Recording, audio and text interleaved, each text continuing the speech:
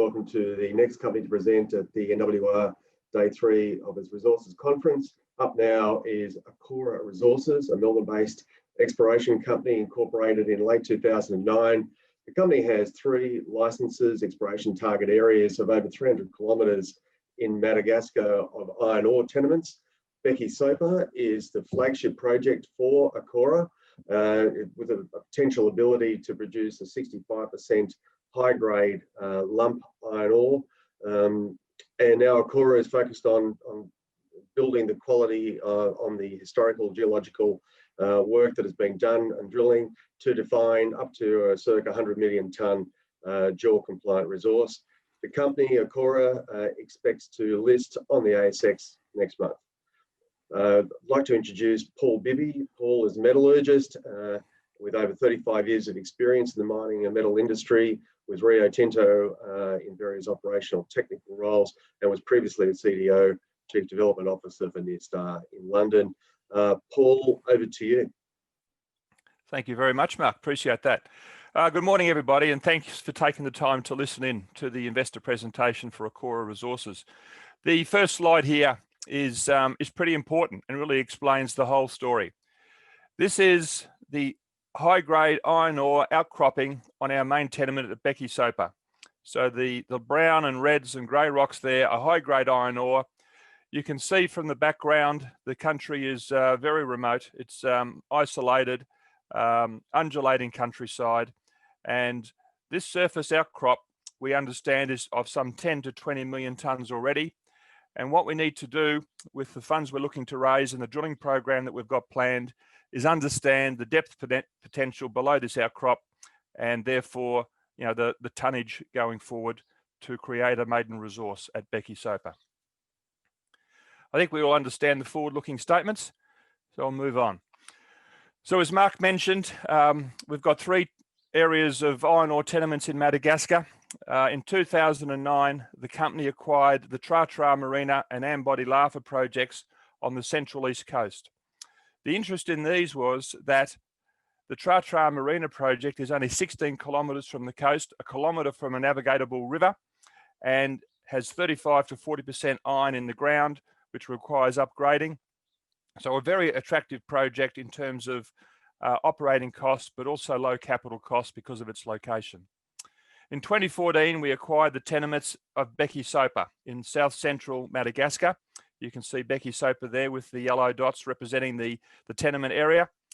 This is the high-grade lump iron ore prospect, which is our focus going forward.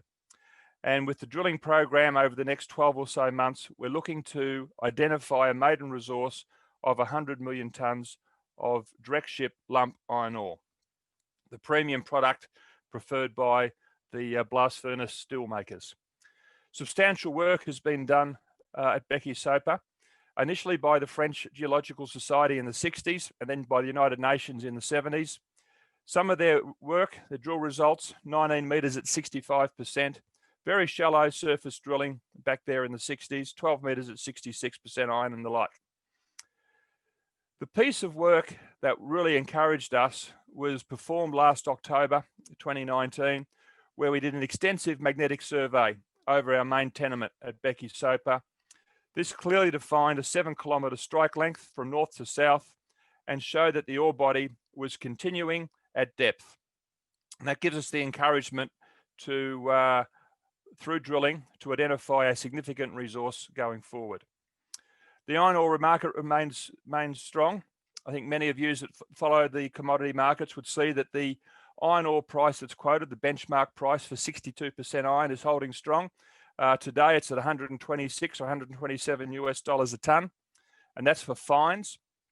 For 65% iron ore, the price is some $139, $140 per US per tonne for fines, and then there's a premium on top of that for lump. So there's potential for a high margin project out of Bekisopa when the resource is defined. Madagascar is a supportive location. There are some major companies already working there. Rio Tinto in the south, Sumitomo and Kores with their nickel cobalt project just outside of the capital Antananarivo, and a number of small Australian listed companies doing work across Madagascar. Madagascar, a significant island, 27 million people live there. It's a relatively poor developing country. It's close to India with their growing steel industry, the Middle East, where they have gas for their electric furnaces, and Asia, and of course China, a major importer of iron ore for its significant steel industry. We've put together a very good team. Myself, as Mark mentioned, out of Rio Tinto, a metallurgist in technical and operating roles. My colleague John Madden, who founded the company, is very strong financial background out of Rio Tinto, and I'll talk in a moment about our new chairman and the other board members. But our focus is at Bekisopa. We've got a drilling program. The project is drill ready, and we're looking to define a maiden JORC resource with the monies raised through the capital project program we've just done. So over the last month, we've put together the prospectus, which has all been accepted and approved by ASIC and the ASX. The timetable is that the offer opened a week or so ago and probably is going to close today. We've been well and truly oversubscribed, nearly 3 times oversubscribed for the maximum amount of funds at $5 million, with initial share price of 25 cents, and for each 2 shares purchased, one attaching option at 30 cents with an expiry date of 24 months. In terms of use of proceeds, some $2.8 million of the $5 million will be directed at a 5,000 metre drilling and exploration program, plus the additional costs for our Madagascar office and myself of around $1 million. Corporate costs of only $800,000. We're very lean. We don't have a city office. We're working out of our garage in Princes Hill in Melbourne, and everything is set up to have a team of contractors who we've selected to do the work to prove up the drill-ready Bekisopa project. I think Mark mentioned that we're looking to list next month. The first day of trading will be Friday, the 11th of December. So we're looking forward to that. We've got a very experienced team. Mike Sturzaker is our chairman. Mike's got over 30 years of commercial experience, financial experience. Until 12 months ago, he was a partner at Pacific Road Capital. He had been finance director at Flinders Resources and has also been at RFC Group. So extensive experience in finance across the mining industry, and his expertise is as investing, financial advising, and company director. He's on 3 boards: Firestone Diamonds, Prodigy Gold, and for us with our projects in Madagascar, he's at Base Resources, which is a Madagascar mineral sands development project. So he's got insight which is going to be beneficial to us from being involved in that project. Myself, metallurgist, 24 years with Rio Tinto. I finished at Hammersley Iron in the Pilbara, working at tonne-plus, Paraburdoo and Karratha, and also worked in Indonesia at Kelton Prima Coal before that. Since leaving there, I joined Zinifex, which then became Nearstar. I was Chief Development Officer based in London, and then on leaving there, have been CEO of listed gold and precious metal companies on the Australian Stock Exchange.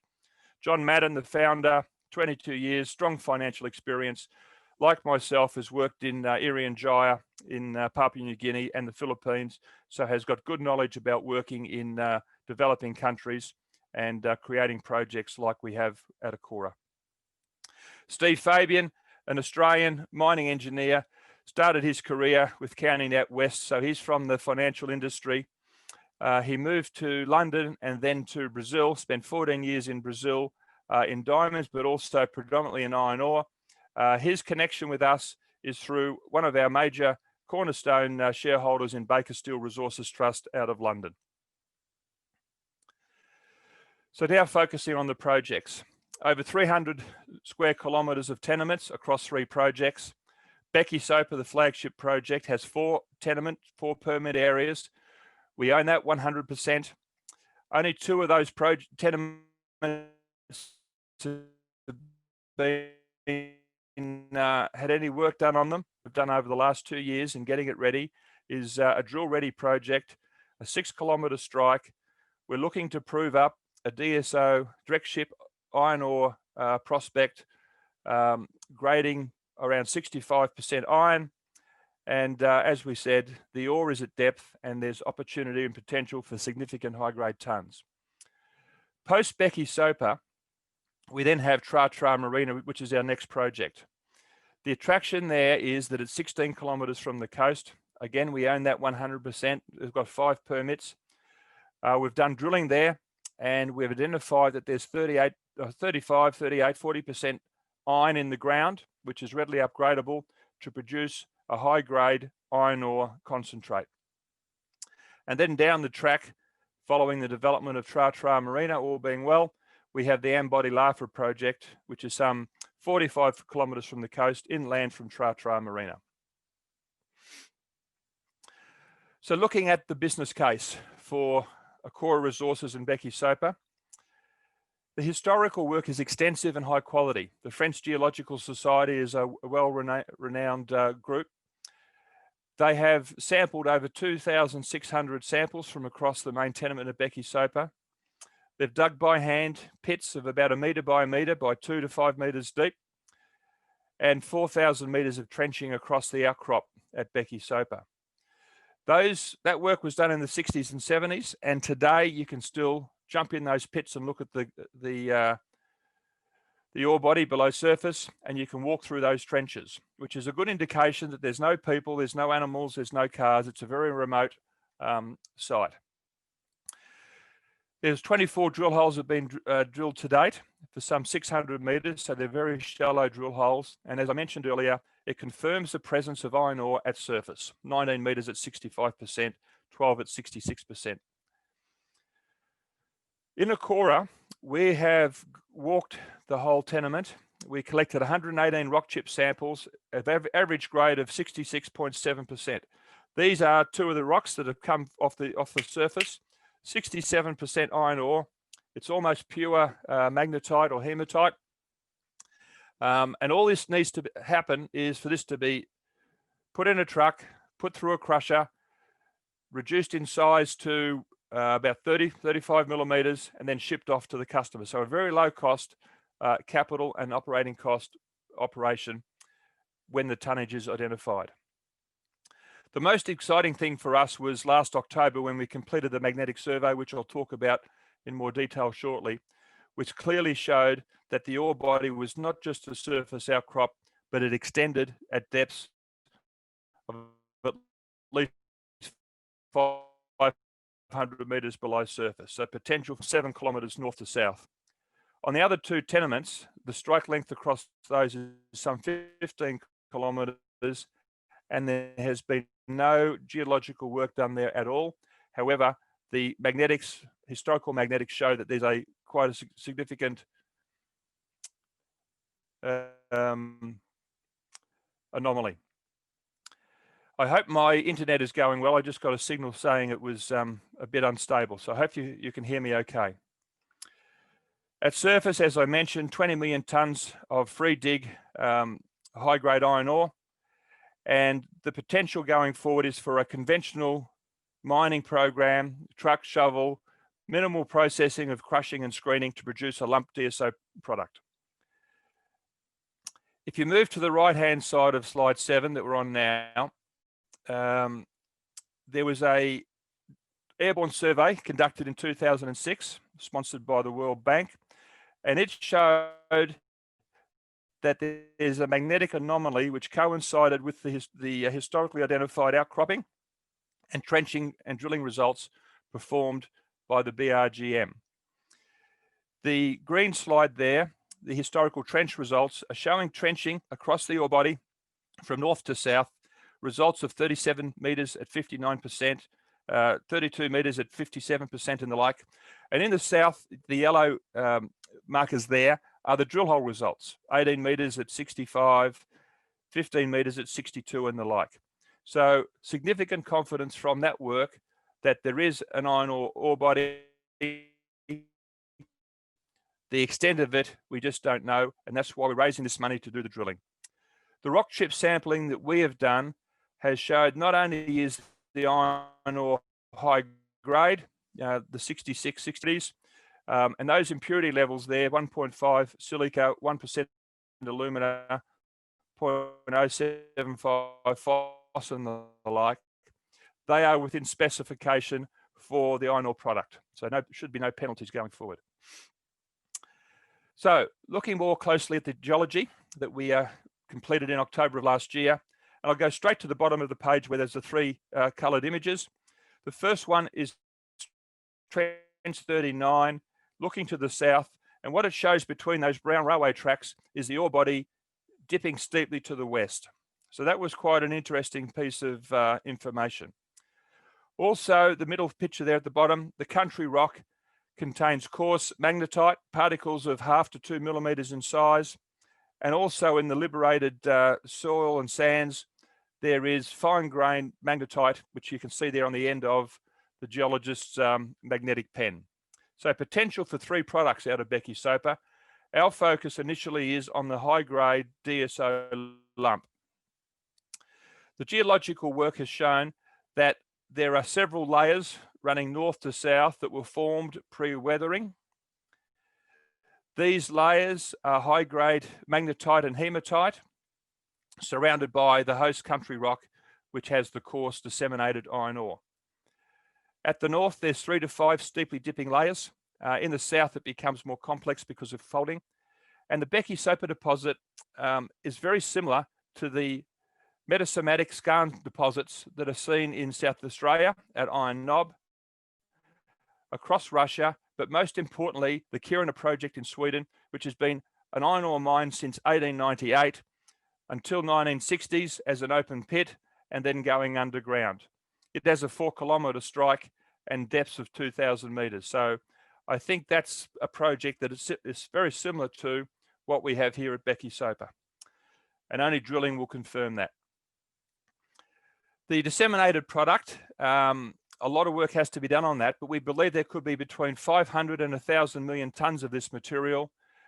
The country rock containing coarse magnetite, which could be readily separated out through crushing and grinding and magnetic separation to produce a secondary product of high-grade fine iron ore. Moving to the next slide, which is the ground magnetic work that we did last year. We walked north to south from west to east over 350 kilometres. The blue in these images is where we've walked and there's no magnetic anomaly. Then as you see, we hit the ore body where the outcropping is, and there's very strong magnetic intensity, the yellows and the reds, continuing from north to south. The ore body where the reds and the yellows are is often offset to the west from where the outcropping is, which is also another indication that the ore body is dipping to the west. So this was quite encouraging. We look more closely at the magnetic data, and on the image on the right-hand side, we've got these 3 yellow lines, north, central, and south. We look more closely at those to understand what the magnetic anomaly may be below surface. So on the next slide, and looking at the top right-hand corner, which is the northern transverse line. So as we go from west to east, the magnetic intensity increases and then drops away. This has been modeled as a fairly simple magnetic anomaly, the red ellipsoid below, depths of extents of 500 meters, possible widths of 150 meters, and dipping to the west. One of the pleasing things at Bekisopa is that the countryside is relatively sort of gently undulating. And in this case, in this area, it actually drops away from the west as well, to the west. So if there is a good ore body here, the mining operation is going to be a relatively low stripping operation. In the central, a little more complex, there seems to be 2 ore bodies, one dipping some 300 meters again to the west, and the central area there, the red sphere, is some 300 meters wide and 150 or so meters deep. So considerable potential there for a good resource. In the south, the magnetic anomaly is more complex because of folding and faulting, but there are several ore bodies there between 200 meters and 500 meters in depth, and there's an opportunity there for quite a significant open pit operation. I was in Madagascar last February, getting set to do a drilling program at Bekisopa. I had everything set to go, and then COVID hit, and we had to put everything on hold. In October of this year, we commenced drilling at Bekisopa in parallel with preparing for the listing of the company in December. I have no idea how the drilling's going. The geologists have been managing this work. The program is to do between 700 and 1,000 meters of drilling to identify the continuity along a strike and the presence of the ore body at depth against the interpretation of the geology and the magnetic survey that we completed last year. This drilling program is expected to finish next week, and our hope is that there's going to be some good news to flow at the time of listing. Over the next months, January, February, March, we'll be doing all the interpretation of that drill core. It was a diamond drilling program, and preparing for the drilling program to commence again in April of next year. The reason for the delay is that in Madagascar, there's a wet season from sort of December through to the end of March. So with the money that we're looking to raise, we'll be continuing drilling into next year for some 4,000 plus meters of drilling to confirm up the maiden resource at Bekisopa. In conjunction with that, we'll be doing some trenching and some geological testing, some metallurgical test work to better understand the characteristics of the iron ore for the market. In combination with the very focused geological and drilling program, we'll be doing some village support works. We're going to build a water well for the village. We have over the years provided medical assistance and school and other food type support, and that will continue. The local community is very supportive. It's a village about 20-30 kilometres from our tenements, and about 80 people there, a very young group of people. But they are supportive of the project. They like our presence because it brings them work. So that really is the Bekisopa project and the opportunity. And I think I've gone well and truly over my time. So thank you for listening. And Mark, back to you. Well, thanks very much for that and for the rundown on Bekisopa. Just, I suppose, with the work you're doing, with the drilling, obviously you've had lots of issues around COVID and getting on the ground for yourselves. Yep. But when would you be expecting to have the drilling complete? I think it was going shortly, but when would you expect then to have the resource for Bekisopa completed? Okay, so I guess there's two parts to that, Mark. The first is we're expecting news flow mid-December onwards as we get the knowledge from the drilling program, which will be completed next week for the first 1,000 meters or so. And then next year, a more concentrated drilling program, which will be designed to infill what we've done already and add to that volume so that by the end of next year, end of 2021, early 2022, we should define the maiden resource for Bekisopa. Thanks, Paul. Just a little bit on the logistics. Where are you looking to, given Bekisopa is sort of southern central Madagascar? Yeah. What is the likely logistics, the transport mechanisms? Is it trucking around to the southwest? Bekisopa is 220 kilometres from the coast, so relatively close in terms of iron ore projects around the world to the coast. We'd be looking initially for a trucking operation to the west coast to Triatra, which is already a port, and that is the plan. To date, we've done negligible logistics work. So part of the money that we're raising now will go into a study of logistics and those sort of things. So as next year unfolds, we can come back to investors and the market with better knowledge of what the opportunity is. But Triatra on the west coast is the more likely spot for a port, which is then heading towards India and then north off to Asia and to China. Very good. And Paul, congratulations on, it looks like you're going to get away at a great time in the market for iron ore, and get listed on the ASX and get the project out and going. So well done for that. And thank you very much for presenting today. No, thank you, Mark, and thank you to NWR. And we look forward to having a good story unfold at the end of this year and into next year. Thank you very much, everyone. Thanks, Paul.